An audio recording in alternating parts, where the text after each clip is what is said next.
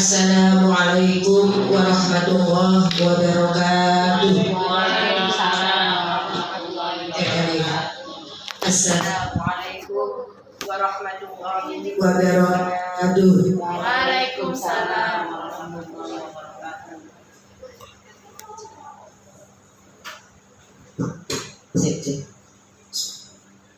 Alhamdulillahirabbil alamin. Allahumma shalli ala sayyidina Muhammadin al-Fatih lima ughliqa wal khatim lima sabaq nasiril haqq bil haqq wal hadi ila siratikal mustaqim wa ala alihi haqqa qadrihi wa miqdaril azim.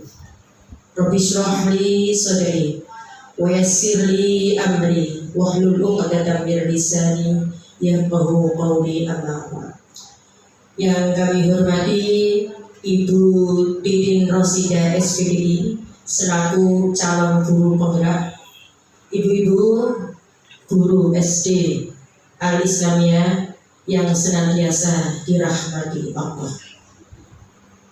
Tidak kata yang patut kami haturkan pada pagi hari ini selain ungkapan puji syukur kepada Allah Subhanahu wa Ta'ala karena atas limpahan rahmat taufik hidayah serta inayahnya kepada kita semua, sehingga pada pagi hari ini kita semua dapat berkumpul di majelis ini dalam keadaan sehat walafiat.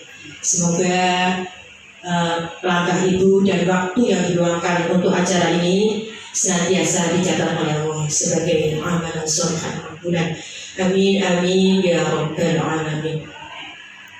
Salatullah wa salamullah semoga senantiasa terlimpahkan kepada junjungan kita Nabi besar Muhammad sallallahu alaihi wasallam yang telah memimpin kita dari alam kegelapan menuju alam yang terang benderang, yaitu ad-dinul Islam. Ibu-ibu yang dirahmati Allah, hari ini kita berkumpul di sini untuk menambah ilmu kita tentang pendidikan. Semoga nantinya yang akan disampaikan oleh Bu Titi nanti bermanfaat bagi kita semuanya, umumnya bagi SD Al-Islamiyah. Sebelum acara pada pagi hari ini kita mulai, terlebih dahulu marilah kita baca Ummul Quran Suratul Fatihah dengan harapan mudah-mudahan acara pada pagi hari ini mendapatkan barokah dari Allah, sehingga ilmu yang diberikan oleh Bu Titi kepada kita bisa menjadikan ilmu yang bermanfaat. Amin amin ya rabbal alamin. Acara pagi hari ini yaitu acara sesi berbagi pemahaman dengan calon guru penggerak yang nantinya akan dipaparkan oleh Ibu Titin Rosida SPDI. Selanjutnya acara ini sepenuhnya akan kami serahkan kepada Ibu Titin Rosida SPDI sebagai calon guru penggerak. Kepada Ibu Titin Rosida SPDI, disilahkan.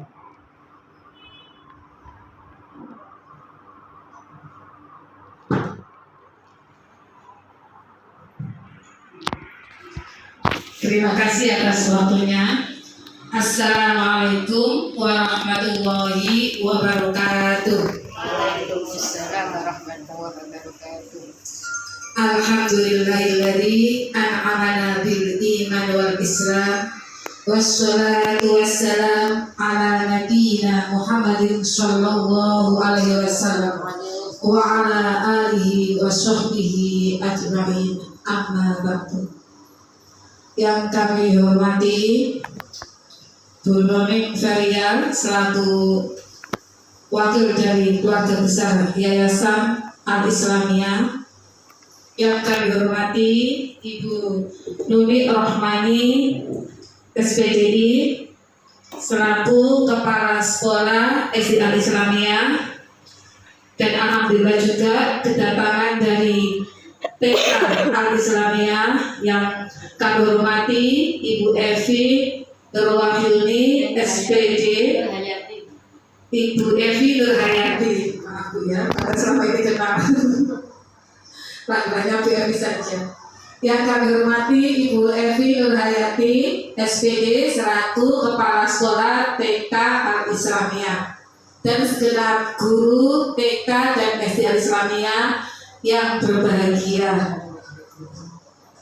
Alhamdulillah Hari ini saya diberi kesempatan untuk berbagi dengan jenengan semua yang ada di sini, berbagi pemahaman selaku calon guru penggerak. Ya. Jadi program guru penggerak ini dari bulan September ya, ini ada modul-modul ya. Modul 1 itu ada 4 komponen, modul 1.1.1.2 sampai .14. Nah, yang ini yang akan saya sampaikan ke jenengan semua adalah modul 1.4. Nah, dalam modul ini tentang budaya positif. Nah, ini kita nanti berbagi dari ini ya, budaya positif. Sebelum dimulai, saya supaya semangat, ini karena waktunya siang Bu ya, bapaknya lagi Jumatan, jadi yang hadir Bu guru semua. Nah, budaya positif, kira-kira di pikiran jenengan apa budaya positif itu? Kebiasaan yang menuju kebaikan. Ya bagus, apa Bu? Kebiasaan menuju yang lebih baik. Ya bagus, kebiasaan yang menuju kebaikan. Ya, bisa. Nah, nanti yang kita pelajari dalam modul 1.4 ini, nanti kita ada beberapa materi yang semuanya itu mengacu pada terbentuknya budaya positif. Nanti yang mau saya sampaikan pada siang hari ini, 1 tentang disiplin positif dan nilai-nilai kebajikan universal. 2.2 teori motivasi, hukuman dan penghargaan serta restitusi. 2.3 keyakinan kelas. 2.4 kebutuhan dasar manusia dan dunia berkualitas. 2.5 restitusi dan 2.6 segitiga restitusi. Ini ada pertanyaan pemantik Ibu ya. Nah, coba sebelum kita pada sesi berbagi di sini, saya ingin jawab jenengan ya, yang asli ya. Kira-kira setuju apa tidak setuju? Nah, 1, hukuman dapat mendisiplinkan anak. Coba yang setuju siapa? Bisa angkat tangan. Tidak ada yang setuju. Alhamdulillah. Apa? Tidak mesti. Nah, terus 2, berarti jawaban nomor 1 ini setuju apa tidak setuju? Tidak setuju. Yang nomor 2, pemberian hukuman dengan hal positif ya, seperti anak membuat kesalahan, kita hukum dengan membaca atau membersihkan halaman sekolah dan lainnya. Setuju. Nah, nomor 2 banyak yang setuju. Nomor 3, memberi penghargaan dapat meningkatkan motivasi belajar anak. Setuju. Nah, jadi 1 saja tidak setuju ya, 2 dan 3 setuju. Nanti kita akan tahu jawabannya yang benar bagaimana. Nah, di sini kita belajar disiplin positif dan nilai-nilai kebajikan universal. Sebelumnya, coba saya di sini umpama Burada. Bayangkan Burada di tangannya ada sesuatu apa yang berharga. Digenggam sini Burada tangannya. Ini di kepala. Di kepala. Nah, coba umpama sekarang Busol ya. Busol merayu Burada supaya suruh buka kepalanya. Kira-kira boleh nggak sama Burada? Monggo Busol. Itu diperagakan ya. Kan Burada di tangannya ada sesuatu yang berharga. Nah, coba kira-kira dengan ucapan apa Busol bisa merayu atau Bu Ani supaya bisa buka?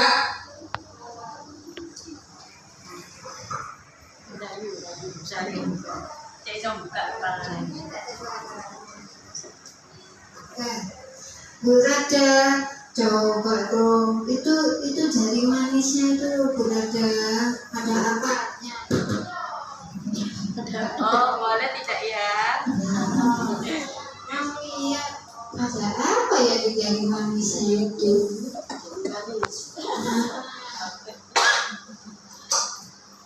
mungkin aku bisa minta dong yang ada di jari manis. Kalau tidak boleh gimana? Sampai dapat. Ya, kalau yang jari manis tak boleh.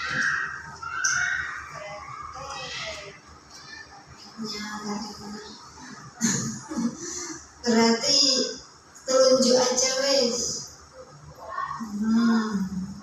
Tidak ada tawaran. Tapi berada keke ya, keke. Keke tidak mau dibuka. Ya, coba kalau yang pernah kepala sekolah, itu kepala sekolah, coba. Monggo. Barangkali bisa ya. Cek ya. Halo bulan desayaan. Tersayang ya. Tolong itu. Tolong dibuka ya. Ibu kepingin tahu apa ada di dalam situ ada apa. Bisa dibuka ya, sayang. Bapak kamu tambahan itu mesti lagi buat. Maaf ibu, Ya, iya. bisa. Tidak bisa dong. Si keke ya, tidak bisa ya. Kita kasih kita ganti uang boleh, diganti uang boleh ya. Oh tidak bisa. Tidak bisa. Tidak bisa.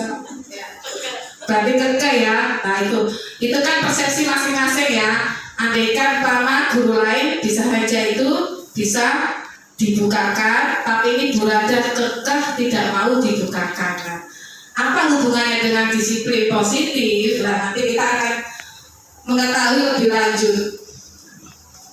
Di sini ada perubahan paradigma teori kontrol atau teori pilihan ya, atau ilusi. Ilusi kan kayak khayalan ya, angan-angan ya.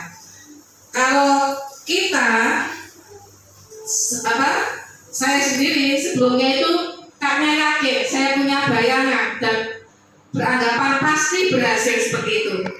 Apa? Ternyata itu hanya ilusi. Jadi ilusi guru mengontrol murid.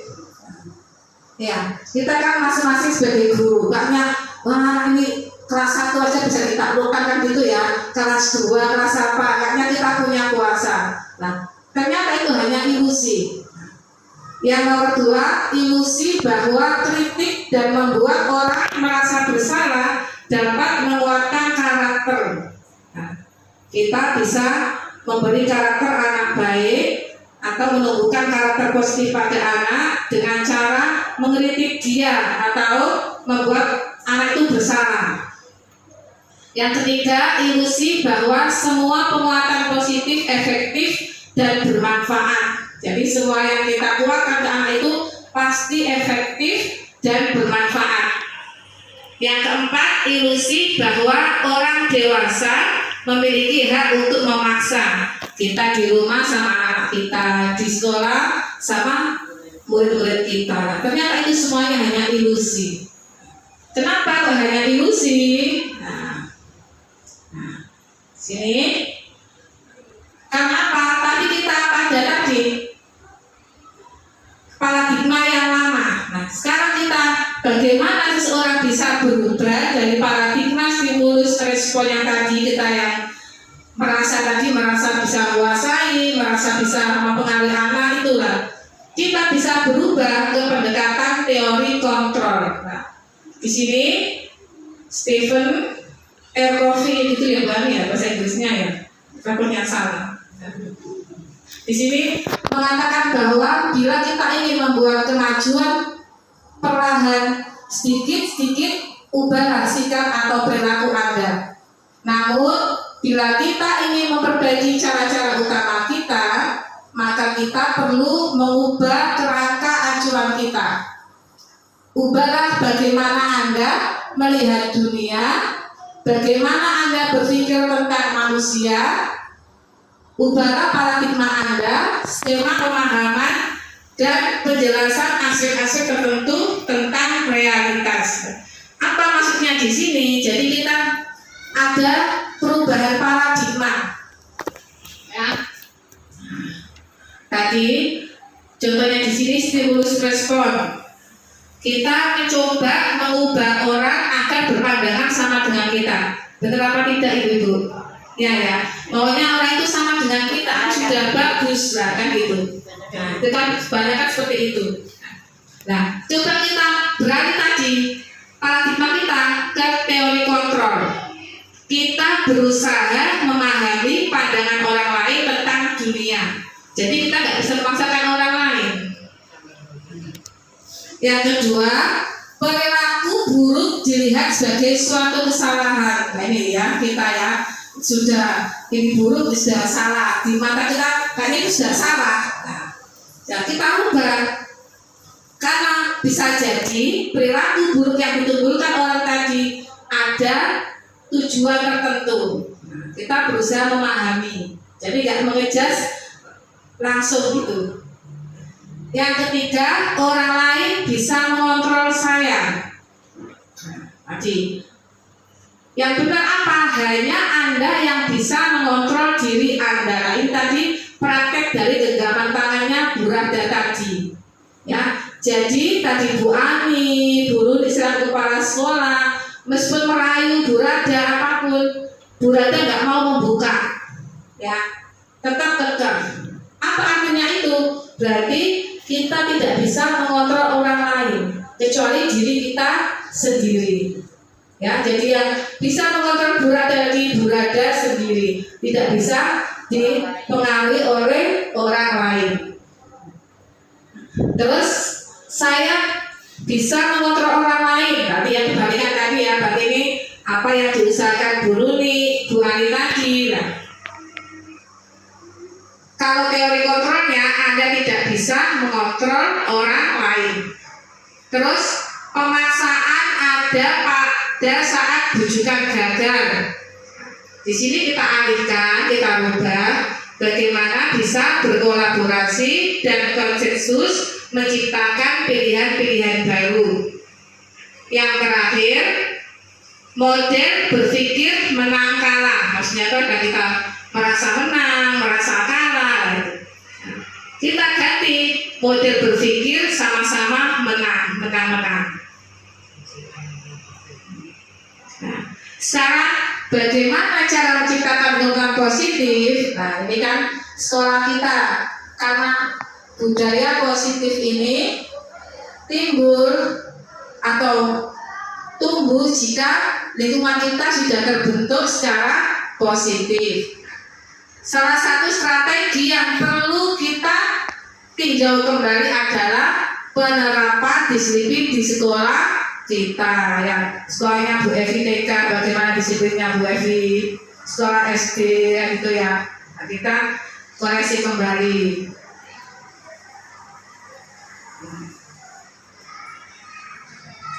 Dan di sini disiplin ya. Apa makna disiplin? Nah, selama ini tadi Bu Evi bilang pertama kali apa disiplin? Lebih condong pada hal-hal yang bersikap baik gitu ya, dari Bu Evi. Nah, ini dari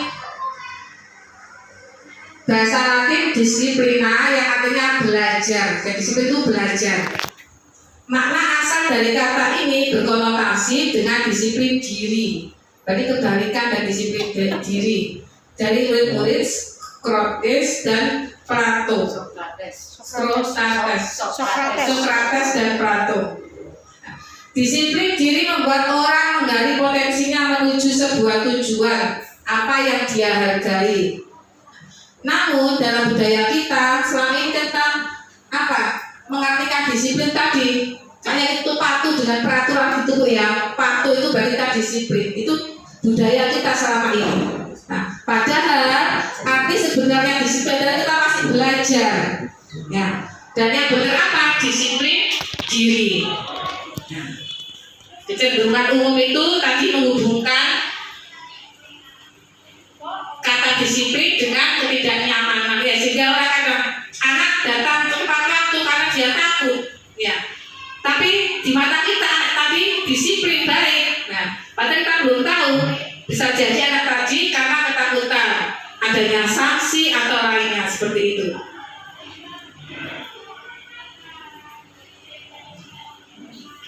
Terus hubungannya disiplin dengan nilai-nilai kebajikan universal. Jadi tadi disiplin diri itu pada kita semua, pada murid, jika dalam dirinya tadi tertanam nilai-nilai kebajikan universal. Nah, apa nilai-nilai kebajikan tadi? Yaitu sifat-sifat positif manusia yang merupakan tujuan mulia yang ingin dicapai setiap individu.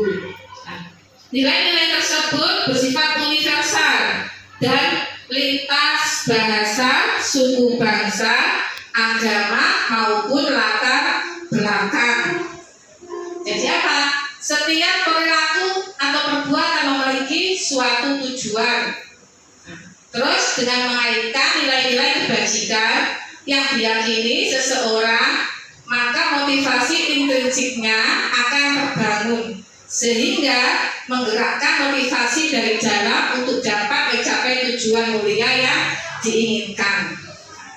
Jadi nilai kebajikan yang telah tertanam di diri kita, diri murid, maka akan tumbuh motivasi intrinsik, motivasi dari dalam diri kita, tidak menunggu tadi adanya ancaman, adanya apa, tidak butuh itu. Kesadaran sendiri. Nilai-nilai kebajikan yang ingin dicapai oleh setiap anak Indonesia kita kenal dengan sekarang apa? Profil pelajar Pancasila ya. Sekarang ini ya, dimensi beriman, bertakwa kepada Tuhan Yang Maha Esa, terus mandiri ya, tadi berakhlak mulia, mandiri, bernalar kritis, berkebinekaan global, gotong royong dan kreatif. Nah, nilai kebajikan sudah ada sebenarnya di profil itu. Tinggal kita mengembangkannya ya. Keimanannya sudah ada, akhlaknya sudah ada, lengkap sebenarnya. Nah, ini prakteknya kita yang sulit.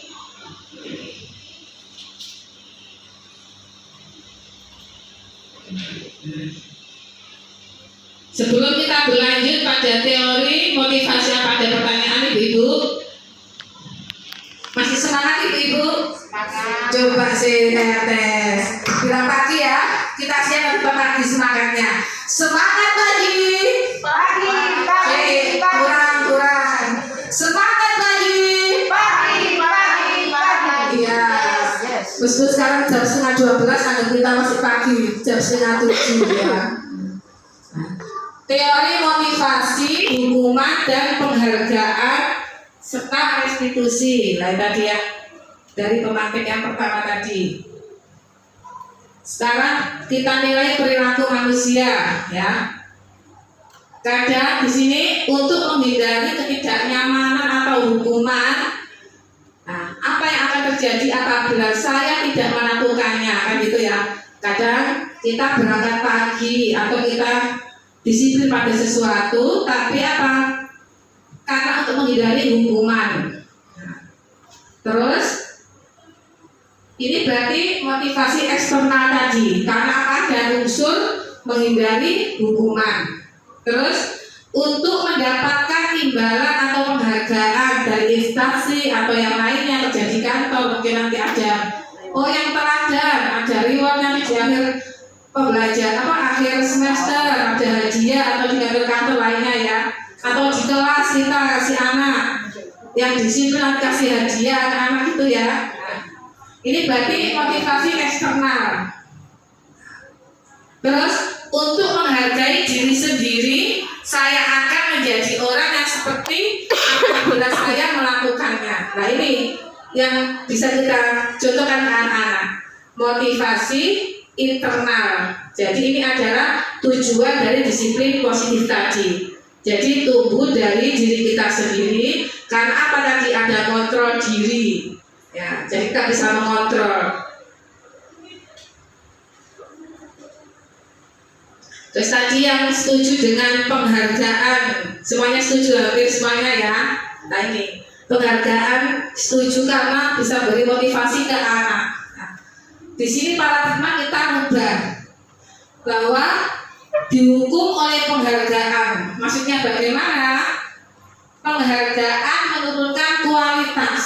Loh, kok bisa? Padahal kan bertambah senang dikasih penghargaan.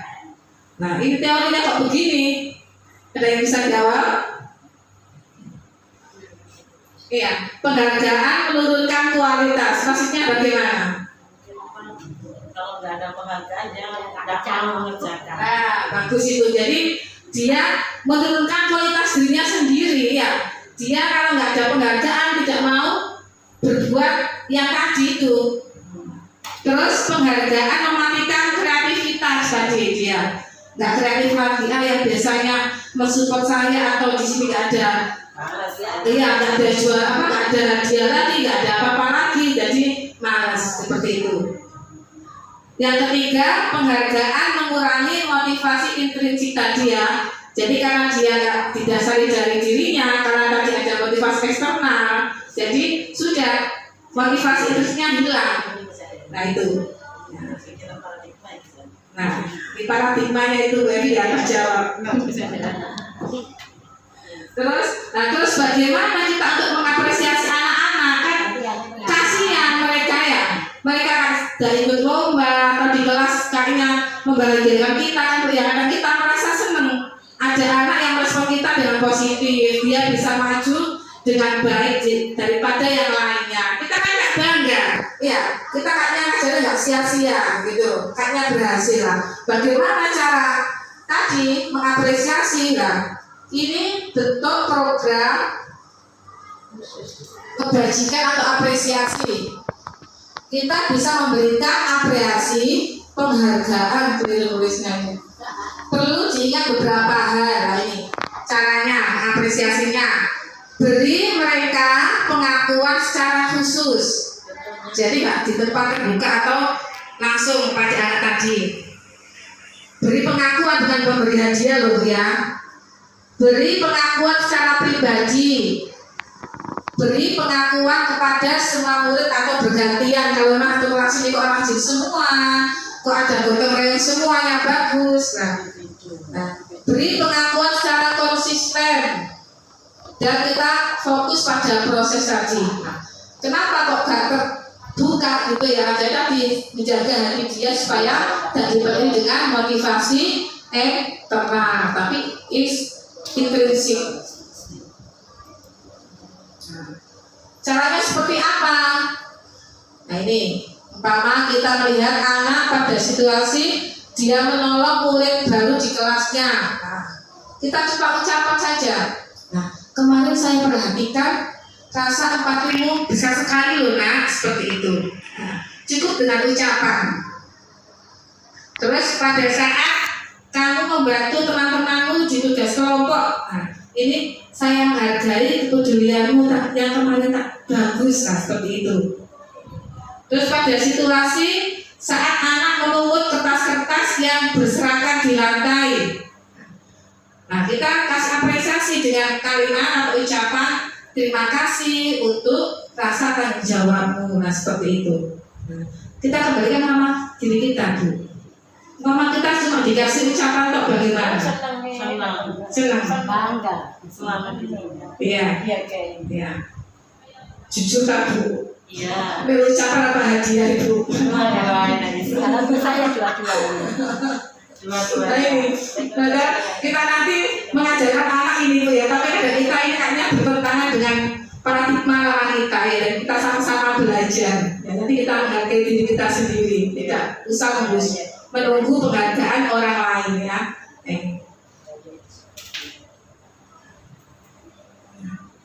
Nah, coba di sini ada pertanyaan. Tugas perbedaan hukuman dan konsekuensi. Hukuman tadi sudah jelas ya. Kalau kayak konsekuensi itu seperti apa, Bu Ani?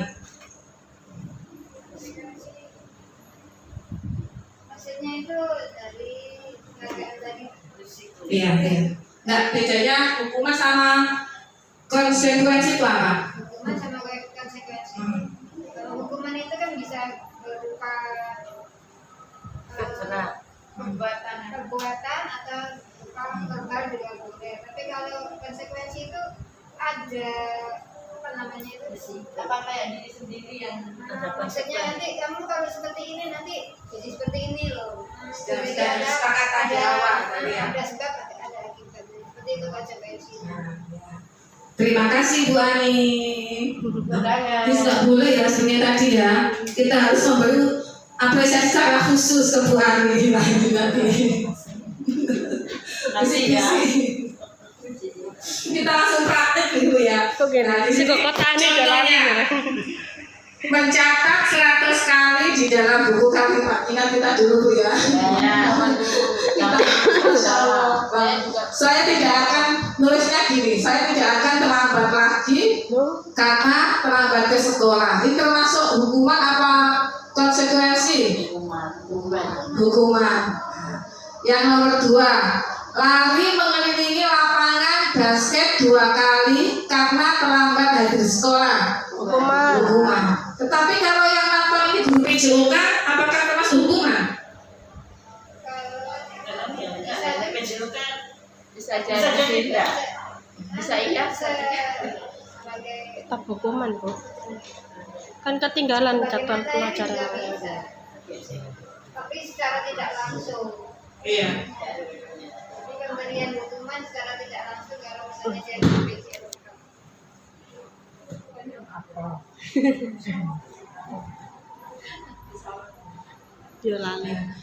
Yang ketiga, murid diminta untuk push up ya 15 kali kalau tidak menggunakan masker ke sekolah. Ini juga termasuk apa? Tidak pakai masker loh, sekarang masih pandemi. Konsekuensi.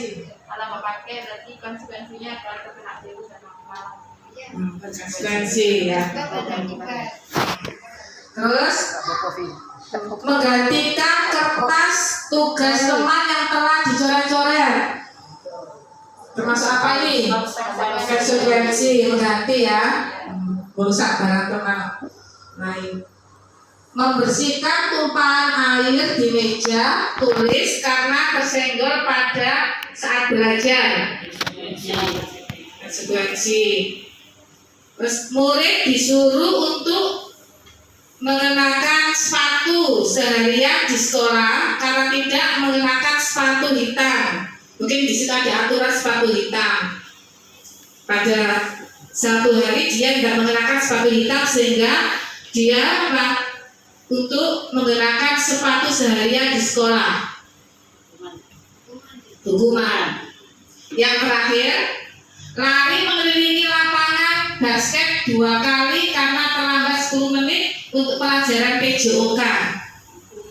Hukuman. Ini pelajaran PJOK. Tetap hukuman ya. Nah, coba kita hasilnya seperti apa? Kesukuan. Hitung. Nah, tadi benar semua. Tadi yang ini ya, jadi semuanya hukuman kecuali yang tadi menggantikan kertas ya. Ini konsekuensi. Salah berapa tadi Bu Evi? Salah 2 itu yang murid 15 tahun Salah berapa? Salah satu Pak. Salah 1 ya. 90 untuk Bu Hani. Bu Evi tadi salah berapa? 1 yang nggak pakai sepatu dulu. Pakai sepatu tadi. Iya, 90. Iya, koreksi.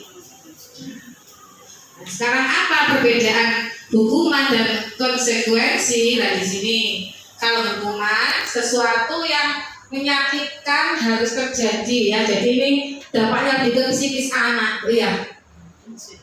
Dan dalam jangka waktu lama, benar ya. Karena kita kan tak pernah nyaksikan film anak apa ya. Mereka kadang dewasa itu punya dendam yang besar sama orang kan apa, dia trauma di masa kecilnya atau anak-anaknya itu. Nah, karena sering dihukum orang tuanya atau gurunya atau keluarganya seperti itu. Ini kalau konsekuensi sesuatu harus terjadi membuat anak merasa tidak nyaman dalam jangka waktu pendek. Nah, cuma pendek saja. Kalau hukuman, anak membenci kedisiplinan. Kalau konsekuensi, anak menghargai disiplin. Terus ini paksaan ya, tadi kan disuruh lari, nah kan terpaksa. Kalau nggak dilakukan, takutnya kena hukuman lagi. Jadi juga sama. Meskipun dia disuruh hal yang baik, tadi suruh ngepel musola atau suruh membaca buku, tetap itu paksaan meskipun itu hukuman positif ya. Terus ada stimulus tanggapan, hukuman mendorong anak menyakiti diri sendiri. Ini mendorong anak agar mudah menyesuaikan dirinya, menyakiti diri sendiri. Terus konsep diri yang buruk. Nah, ini konsep diri yang baik. Terus hukuman anak belajar untuk menyembunyikan kesalahan tadi. Karena takut dihukum lagi, akhirnya dia menyembunyikan kesalahan, ya, gak jujur tadi karena takut hukuman. Terus anak belajar untuk mematuhi peraturan kalau kita kasih konsekuensi. Perbedaan yang terakhir, anak udah marah dan udah merasa bersalah, dipermalukan, merasa tidak dihargai. Nah, kalau ini anak bisa kehilangan hak, dibuat tidak nyaman, diasingkan untuk sementara.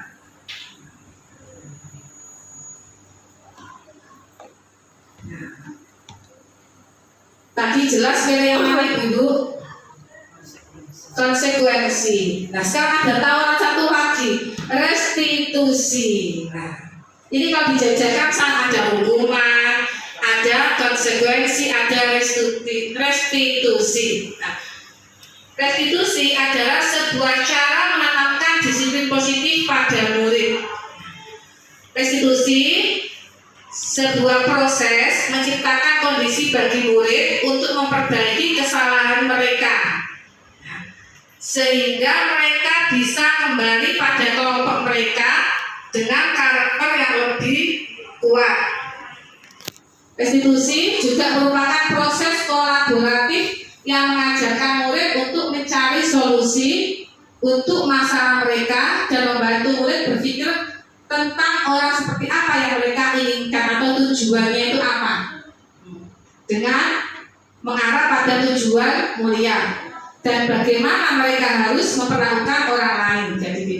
Jadi ini restitusi ini bukan hukuman, bukan konsekuensi. Tapi di sini nanti kalau anak berbuat salah, apa? Kita berusaha mendidik dia untuk memperbaiki kesalahannya dengan apa yang ingin dipilih.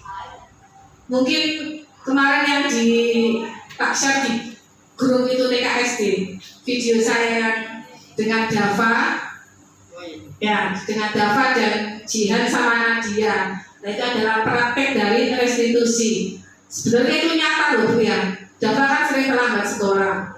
Nah, ternyata saya mempraktekkan ini apa? Dia karena membantu ibunya ke pasar, bawakan barang-barang dagangannya ke pasar dulu. Jadi 6:30 nyampe rumah, dia mandi, ke sini jalan kaki, nah akhirnya masuk gerbang sini sudah jam 7 lebih. Nah, kemarin dari Busol itu yang informasi yang anak-anak kelas 6 ya, yang keluar itu juga saya praktek restitusi ini. Nah, nanti bisa dilihat lagi. Sekarang ciri-ciri restitusi. Satu, bukan untuk menebus kesalahan, namun untuk belajar dari kesalahan. Nah, ini. Dua, memperbaiki hubungan. Terus sebuah tawaran bukan paksaan ya. Kalau hukuman kan dipaksa ya, mau nggak mau kamu harus melakukannya kan gitu. Kalau restitusi tidak. 4, restitusi menuntun anak untuk melihat ke dalam dirinya tadi. Restitusi mencari kebutuhan dasar yang mendasari tindakan. Jadi alasannya dia terlambat kenapa, alasannya dia berbuat ini kenapa, kita cross check kembali. Restitusi adalah cara yang paling baik. Restitusi fokus pada karakter bukan tindakan. Restitusi fokus pada solusi. Restitusi mengembalikan murid yang berbuat salah pada kelompoknya. Setuju nggak Bu dengan pandangan ini? Setuju. Setuju, ya. Kira-kira prakteknya mau apa enggak? Insya Allah. Insya Allah. Nah, tadi restitusi ya. Nah, yang ini keyakinan kelas. Jadi yang di video kemarin, ya saya angkat sedikit. Tapi nanti ada retak sendiri.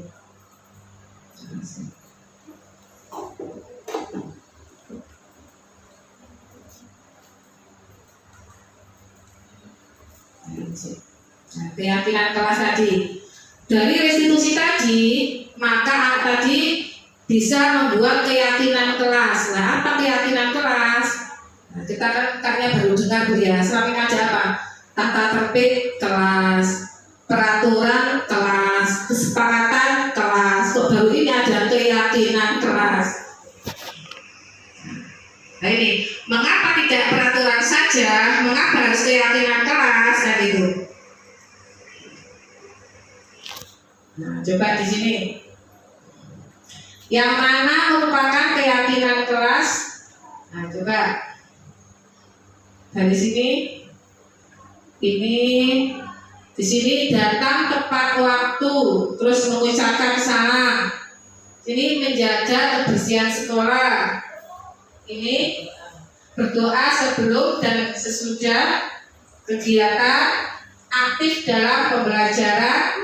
Di sini tertib. Yang kolom ini yang background putih. Kami guru dan murid yang saling menyayangi.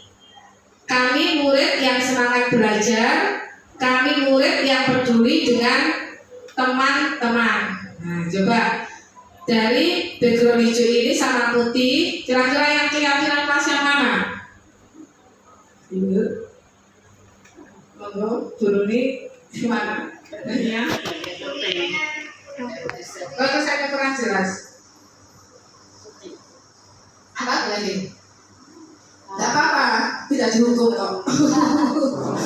Dan akan diapresiasi. Putih. Kalau besar, ini beratnya ini apa?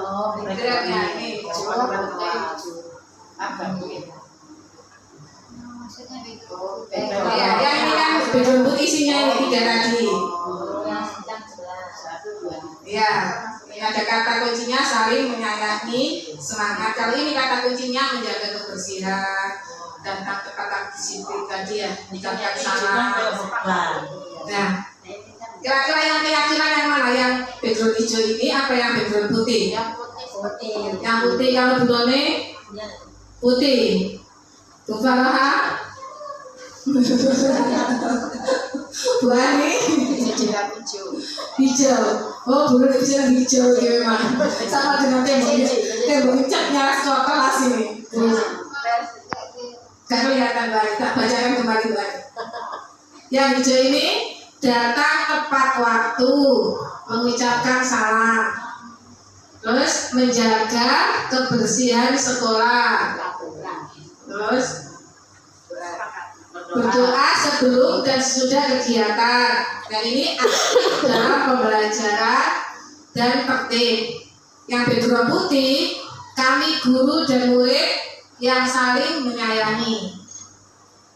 Kami murid yang semangat belajar. Kami murid yang peduli dengan teman-teman. Yang keyakinan yang mana? Yang kesepakatan yang mana? Kalau yang hijau itu peraturan kelas. Yang hijau Peraturan kelas. peraturan kelas. Kalau yang putih Putih itu antara guru dan siswa, kesepakatan. sepakat. Enggak, pertanyaannya yang mana yang merupakan keyakinan kelas? Keyakinan kelas. Yang putih. Yang putih keyakinan kelas ya. Oke, yang putih, yang putih. Dulu dia lagi yang hijau. Iya. Sama dulu koncoin hijau. Nah, di sini Pak Dhani kalau kita telah ini kayaknya bagus loh yang hijau ini ya. Nah, di mana kita bagus loh dia datang tepat waktu. Nah, kita apresiasi karena sebagai guru kita kan senang anak ini kok disiplin ya. Wis datang tepat waktu, mengucapkan salam. Terus dia juga dapat menjaga kebersihan dengan baik. Nah, saat pembelajaran dan selesai selalu berdoa. Terus aktif dalam pembelajaran. Nah ini idola kita banget ya. Kita sangat senang dengan murid ini. Tapi ini kategori kesepakatan kelas. Nah, yang kita harus rubah adalah menumbuhkan keyakinan kelas. Jadi apa? Kami dan guru dan murid yang saling menyayangi. Nah, karena adanya dasar saling menyayangi ini, maka otomatis hijau ini bisa terlaksana dengan baik. Ya, jadi bukan karena tadi hukuman, bukan karena penghargaan, tapi dari disiplin diri. Ini dasarnya. Nah, terus kami murid yang semangat belajar. Nah, ada kata semangat sudah. Jadi nggak peduli tadi dikasih apresiasi apa, penghargaan atau tidak. Nah, tetap semangat ya. Jadi apa? Sudah tertanam motivasi intrinsik pada diri murid tersebut. Yang ketiga, kami murid yang peduli dengan teman-teman. Nah, kepeduliannya ini. Iya. Sebenarnya kalau kita hubungkan dengan agama ya sebenarnya nyambung semua Bu ya, ada semua. Cuma kita menerapkannya ini. Nah, ada semua konsepnya. Nah, sekarang ini peraturannya. Selalu kembalikan buku ke tempatnya. Kira-kira keyakinan kelasnya apa ini? Termasuk disiplin, apa tanggung jawab, apa menghargai? Tanggung jawab. Tanggung jawab. Dilarang mengganggu orang lain. Menghargai. Terus dilarang melakukan hadir di sekolah 15 menit Tanggung sebelum jawab. pembelajaran dimulai. Tanggung jawab. Tanggung jawab. Dilarang melakukan kekerasan. Menghargai. Dilarang menggunakan narkoba. Tanggung jawab. Mungkin yang kelas tinggi-tinggi ya. Kalau kita SD jangan sampai ya. Mungkin bisa dilarang merokok tapi jangan sampai. Nah ini yang kelas tinggi mungkin ya. Bergantian Menunggu atau menunggu giliran, tertib. menghargai. Terus gunakan masker. Tanggung jawab. Ya tanggung jawab. Disiplin disiplin. Gunakan. Disiplin. Terus jangan berlari di kelas atau koridor. Disiplin. Keyakinan kelasnya itu. Disiplin. Disiplin. Nah, kita klik jawabannya, tinggal. Nah, tadi nomor 1 busol benar, tanggung jawab benar. Dilarang ganggu orang lain, menghormati orang lainnya, menghormati.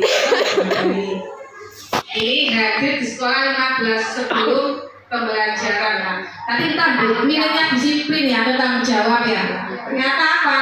Menghormati orang lain, berkomitmen. Nah tadi komitmen tadi, ya kita datang semua 6:30 di sini, berkomitmen.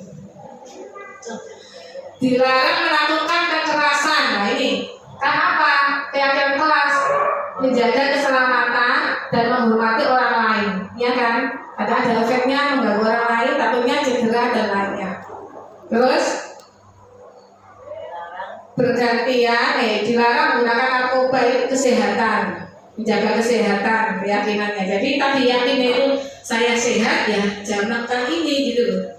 Jadi keyakinan ya. Terus bergantian atau menunggu giliran, ini menghormati orang lain yang sedang antri ya. Terus keyakinan melatih kesabaran juga. Gunakan masker. Nah ini tadi bukan karena peraturan, tapi memang untuk menjaga kesehatan dan keselamatan. Jangan berlari di kelas atau koridor untuk keselamatan dan keamanan. Nah, ini. Kira-kira dengan keyakinan kelas ini bagaimana Ibu? Setuju nggak? Setuju. Apa maksudnya itu? Ada yang mengganjal kayaknya ini kok teorinya salah kayak gitu. Alhamdulillah sepakat. Terus 2.4 5 kebutuhan dasar manusia. Nah, kita semuanya ini ada kebutuhan dasar manusia ya. Ada bertahan hidup ya Bu ya. Kita butuh makan, minum dan semuanya, sandang pangan semuanya untuk bertahan hidup. Dan juga kasih sayang dan rasa diterima. Dan juga semuanya, nggak guru saja, murid semuanya ya. Pokoknya makhluk hidup semuanya butuh adanya kebebasan, adanya kesenangan dan penguasaan.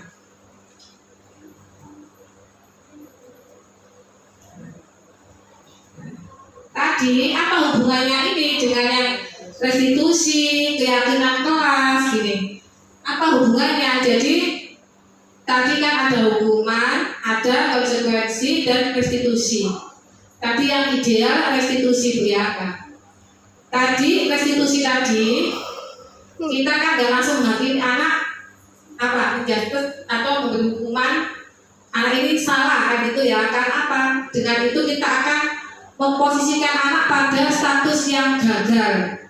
Bagaimana kita anak ini kita bimbing sehingga dia percaya diri ya. Misalnya tidak ada trauma, tidak ada apa, dan kita berusaha menelusuri kebutuhan apa yang mereka butuhkan itu gitu ya. Contoh mama di kelas ada anak itu kesenangannya ngambil bekalnya teman-temannya, bawa nyicipi. Nah ini kita harus kelas lagi. Bisa jadi dia belum sarapan, lapar ya, atau dia ingin mendapat teman yang diperhatikan kasih sayang, atau dia bisa kebebasan, mungkin di rumah dia dikekang sehingga dia butuh teman, atau penguasaan ya, bisa jadi dia pengen diakui, aku hebat di kelas gitu, dan atau kesenangan lainnya semuanya itu. Jadi mungkin kita berusaha ya, mulai ya moga-moga dapat terlaksana. Jadi kita berusaha tidak menjudgment anak-anak dengan cepat, tapi kita telusuri dulu, kita tanyakan dengan baik-baik, dengan kata-kata, dan kita mengetahui alasannya apa melakukan kesalahan ini.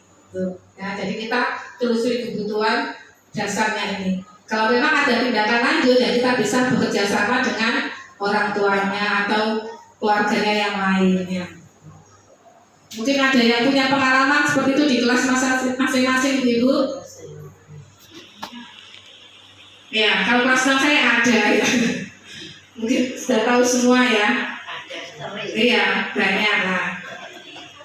Kebutuhannya apa gitu. Sekarang 5 posisi kontrol. Nah, coba semangat lagi Bu Devi. Semangat pagi. Ini kurang Bu Devi, kurang lagi. Semangat pagi. Kurang ke atas ini Bu. Coba ngantuk Bu. Setengah ya. Enggak gini. Aku pagi-pagi jam 5 olahraga pagi gini.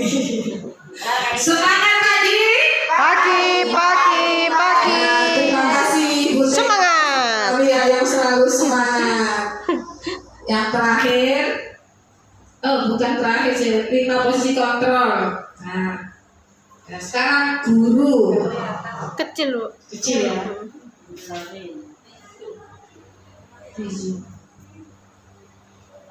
Bu Devi gimana maksudnya Bu Devi?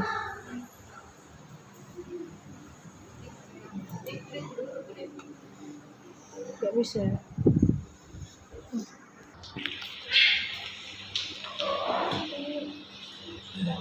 Ini 5 posisi kontrol yang dimiliki guru ya. Nah, kita nanti termasuk yang mana? Ini sebagai penghukum. Nah, perilakunya kadang kita guru berbuat menghardi, menunjuk-nunjuk, menyakiti dan menyindir. Tuh. Terus kadang guru pada posisi membuat merasa bersalah. Jadi muridnya itu akhirnya dia itu kepikiran, ya. saya itu bersalah apa? Nah, kayaknya terpojok gitu loh. Nah, seperti apa? Guru yang suka berceramah, menunjukkan kekecewaan mendalam pada muridnya.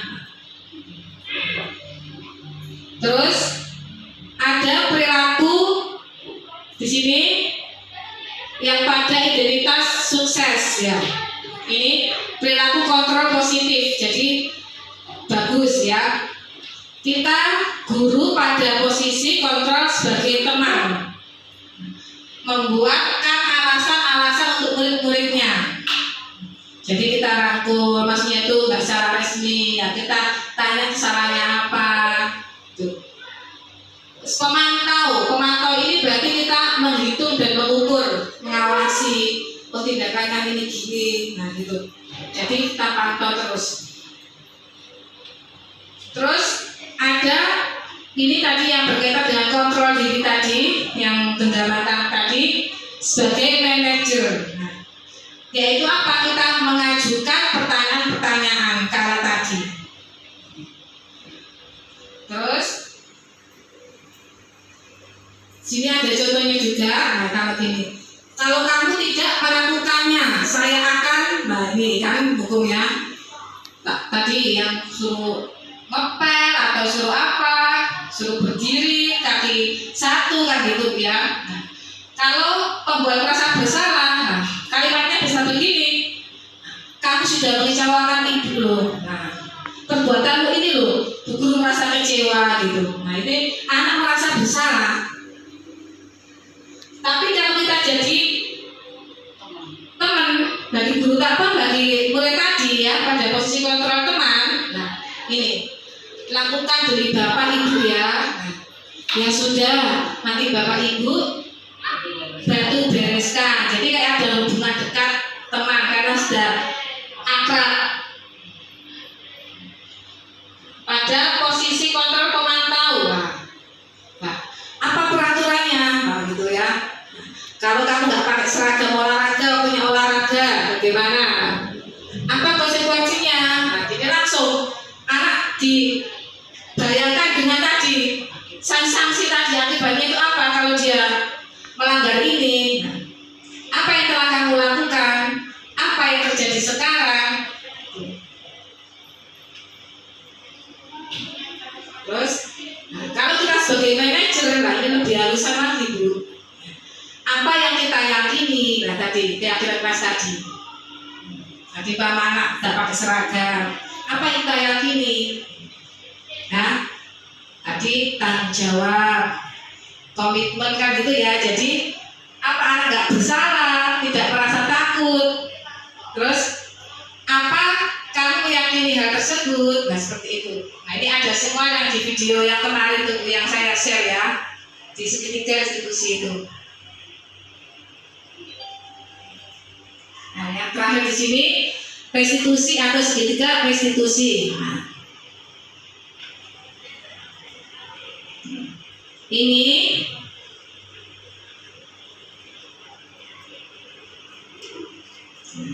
ada 3 tahapan tadi. Jadi posisi kontrol yang ideal itu apa? Menurut jenengan semua dari 5 tadi. Jadi penghukum, pemantau, teman, terus manajer. Apa yang ideal, yang bagus? Apa? Manajer bagus ya. Sepakat dengan saya manajer ya. Bismillah, semoga bisa menerapkan dengan baik Pak. Kalau manajer lah kita arahkan dengan menerapkan segitiga restitusi di sini ya. Tambah ideal lagi. Nah, di sini ada tahapannya Bu. 1, menstabilkan identitas. Nah, berarti apa? Anak berbuat salah. Di sini kita istilahnya kata-katanya kayaknya asing, seakan kita membela padahalnya tidak. Apa? Untuk tadi anak supaya nggak merasa gagal, nggak merasa takut, nggak merasa apa bisnisnya ini buruk. Nah jadi kita kasih kata-kata yang kata-kata itu gini, anak terlambat sekolah. Nah kemarin yang praktek videonya kan gini, guru tahu loh, guru pernah loh sama dengan kamu. Guru waktu SD juga pernah terlambat, nah gitu. Nah ini kata-kata yang menstabilkan identitas dia. Jadi dia merasa oh dulu sudah pernah. Ya kan ya.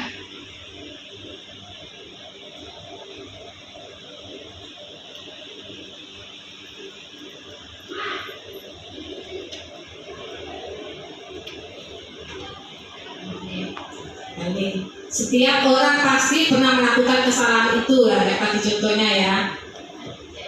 Terus kamu bukan satu-satunya yang pernah melakukan ini. Nah, tadi kayak guru sudah pernah loh. Nah, jadi anak itu merasa apa? Kayak dibimbing ya, tidak ada rasa bersalah, tidak dihukum gitu lah.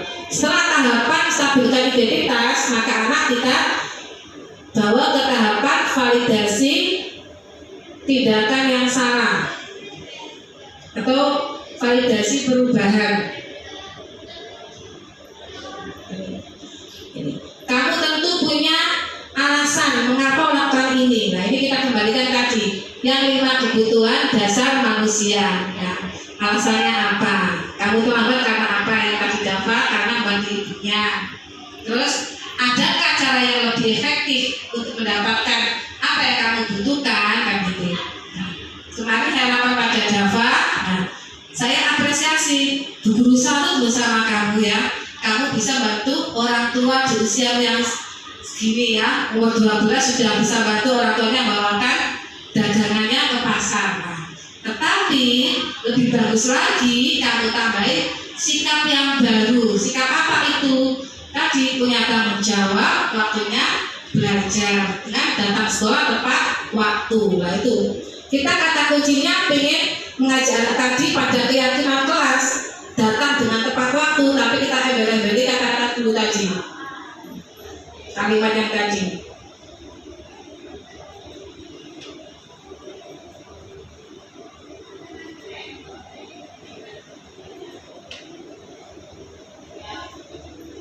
Ini terakhir tadi keyakinan kelas. Nah ini yang keyakinan kelas apa yang telah kita sepakati ya, nanti kan apa komitmen sehingga dia datang dengan tepat. Terus kamu ingin menjadi orang yang seperti apa? Tadi bahwa dia konsekuen. Nah seperti itu. Ini nanti kita semua sudah menyimak ya. Nah, sekarang penerapan budaya positif di sekolah kita ya. Ini tadi saya belum masukkan yang foto gerakan sadar sholat, duha dan duhur. Nah, di sini saya dari ilmu modul ini saya ingin menerapkan al-Islamiyah ini menjadi lingkungan yang positif. Bismillah ya. Dan semuanya tidak akan terwujud kecuali ada kerjasama dari jenengan semua ya. Sebenarnya kita sudah bagus loh ya, tinggal tadi menjaganya tadi ya.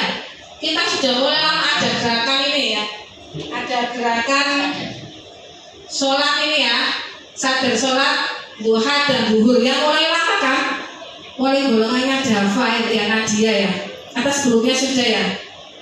Saya kan utasnya 2016 ini, saya mulai Bu Farida 2017 ya lah. Ini pandemi kita break 2 tahun ini enggak ya. Nah kita mulai lagi, kita tumbuhkan lagi ya. Kemarin sudah diprogramkan kelas atas 4, 5, 6. Terus kita juga punya budaya positif ya. Sini mengaji metode uni ini juga sudah lama ya. Nah sampai sekarang sudah berjalan dengan baik. Nah, terus 5S. Nah apa 5S itu Bu? Salam. Senyum, sopan. Ini juga sudah kita tiap hari sudah kita kerjakan alhamdulillah. Terus ini sudah sama ya. Ini berdoa juga. Terus saya mengembangkan lagi budaya positif dengan literasi. Nah, literasi ini saya wujudkan pojok baca di kelas yang mungkin bisa ditiru kelas lainnya ya. Memungkinkan sedikit tidak apa-apa ngasih tadi menumbuhkan motivasi intrinsik pada murid ya. Nah, ini beber ya kan sudah pulang jemput sendiri ya, takut ada si tikus. Nah, terus saya ini dengan kerjasama ibu-ibu semua alhamdulillah ya, kompak merenovasi istilahnya perpustakaan ini yang polosa dan bukunya ini nanti kita mungkin Ditambahi. mudah-mudahan ya dapat menambah buku lagi ya. Ya untuk kelas bawah ini masih kurang ya. Nah, ini mari kita pasang stiker, kata-kata motivasi ya. Kita atur bukunya sesuai dengan bacaannya masing-masing seperti itu. Terus ini juga alhamdulillah ada kunjungan perpustakaan juga sudah berjalan ya, dari kelas 1 sampai kelas 6 semuanya bagus ya. Sini anak kita ajari seperti ini. Nah, kelas berapa ini? Nah, ini mengembalikan bukunya. Nah, kalau bisa kita tunggukan tadi keyakinan kelas tanpa disuruh, mereka sudah punya komitmen habis pinjam dan dikembalikan gitu. Nah, ini di kelasnya Bu Devi ya. Tidak pakai meja ya. Kalau bisa pakai meja tidak apa-apa. Ya, tuh. Ini semuanya alhamdulillah berjalan, semoga selamat ya. Karena apa? Setelah pandemi ini anak-anak kemampuannya menurun ya, kemampuan membacanya dan minatnya ini menurun semua ya. Dan mereka juga kebanyakan sudah ininya dengan HP ya. Jadi kita tumbuhkan lagi. Nah, ini tadi belum foto kayak posterisasi di sekolah sekolah di tangga belum difoto sama saya ya. Nah ini yang di kelas seperti ini. Itu adalah budaya positif di sekolah. Mungkin ada masukan lagi Bu, budaya apa lagi yang perlu kita kembangkan di sekolah ini? Apa? Bu Sol ada lagi? Mungkin budaya apa lagi yang kita kembangkan di sekolah kita ini? Ya, kalau bisa keyakinan kebersihan ya. Ya. Terus tadi kita apa? Keyakinan kelas ya. Ini juga saya berusaha bismillah, semoga ibu juga ya. Nah, tadi intinya disiplin positif tadi bisa, inilah rumahnya tadi ya, bisa tercapai dengan adanya ini semua tadi ya. Nah, yang didasari motivasi intrinsik dari nilai dibagikan ini semua ya.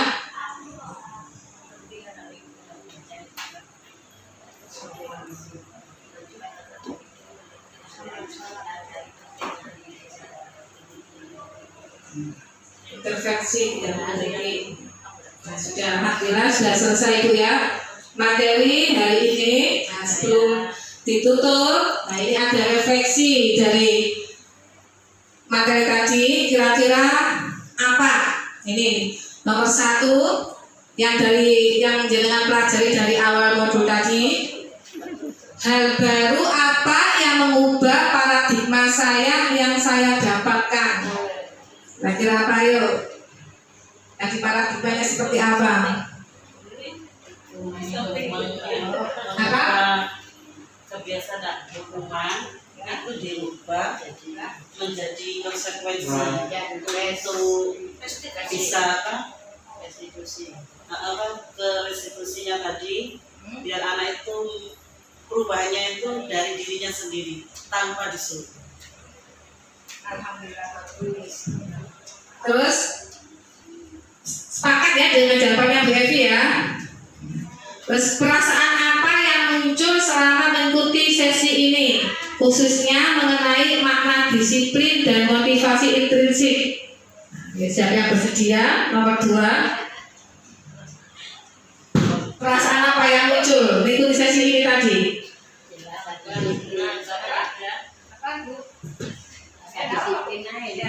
Bangga, senang karena mendapat ilmu baru yang insya Allah nanti akan menambah ilmu pengetahuan kami sebagai guru yang kemarin-kemarin belum sempurna. Semoga terlaksana kita semua. Setelah mengikuti modul ini kira-kira apa harapan? Tadi sudah dari Bu None ya, ingin sedikit demi sedikit ya, belum maksimal melakukannya, masih berusaha ya, tapi kita tetap berusaha dengan baik. Mungkin ada pertanyaan lain? Sudah? Alhamdulillah. Nah, terima kasih atas waktunya ibu-ibu ya yang telah bersedia hadir mengikuti sesi berbagi dari saya. Semoga pertemuan sesi berbagi ini membawa manfaat pada jenengan semua ya, untuk diterapkan pada murid masing-masing ya semuanya, sehingga tercipta lingkungan positif sesuai dengan keinginan kita dan membawa kejayaan pada sekolah kita TK dan SD Al-Islamiyah. Amin ya robbal alamin. Sekian dari saya. Terima kasih saya ucapkan. Mohon maaf apabila ada kata-kata atau penyampaian yang kurang berminat. Wassalamualaikum warahmatullahi wabarakatuh. Waalaikumsalam warahmatullahi wabarakatuh. Kita harus terdidik. Hebat. Terima kasih Bu Titin. Semoga ini pelatihan yang diadakan di sekolah SD Al-Islamiyah ini berbagi, sesi berbagi dengan guru sama penggerak ya. Semoga semuanya dapat mengikuti jejaknya Bu Titin yang disampaikan Bu Titin tadi, semuanya termasuk saya. Harokanan ihdinas siratal mustaqim wa nafiqil aqwamit thariq. Wassalamualaikum warahmatullahi wabarakatuh. Doa penutup majlis. Bismillahirrahmanirrahim. Subhanakallahumma wa bihamdika asyhadu an la ilaha illa anta astaghfiruka wa atubu ilaik. Wa shalli ala Muhammad wa shalli ala Muhammad wa shalli ala sayyidina Muhammad wa ala ali sayyidina Muhammad.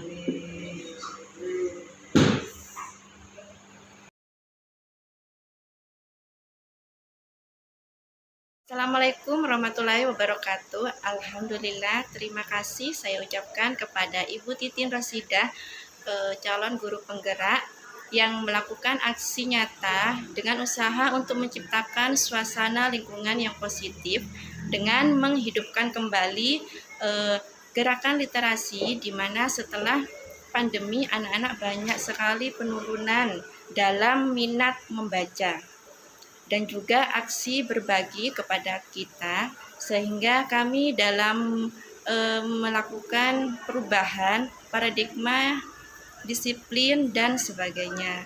Semoga kami mampu menerapkan dengan cara ini. Terima kasih saya ucapkan, semoga Bu Titin selalu semangat. Assalamualaikum warahmatullahi wabarakatuh.